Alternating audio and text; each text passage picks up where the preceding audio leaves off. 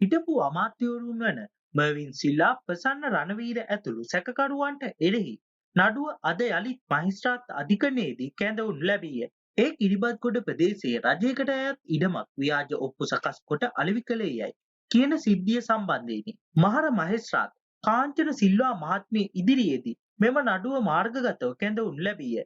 එහිදී සියලු කරුණු සලකා බැලූ මහර මහේස්ත්‍රාත් කාංචන එන් සිල්වා මහත්මිය නියෝග කරන ලද්දේ දැනට රක්ෂිත බන්ධනාගාර ගතව සිටින මර්වින් සිල්වා සහ ප්‍රසන්න රණවීර ඇතුළු සෙසු සැකකරුවන් සිව් දෙනා එළඹෙන ජූනි මාස 9 වන දින දක්වා රක්ෂිත බන්ධනාගාර ගත කරන ලෙසය. මෙහිදී ප්‍රසන්න රණවීර මහතා විසින් ඉදිරිපත් කරන ලද ඇපඉල්ලීමද මහේස්ත්‍රාත්වරිය විසින් ප්‍රතික්ෂේප කර තිබේ.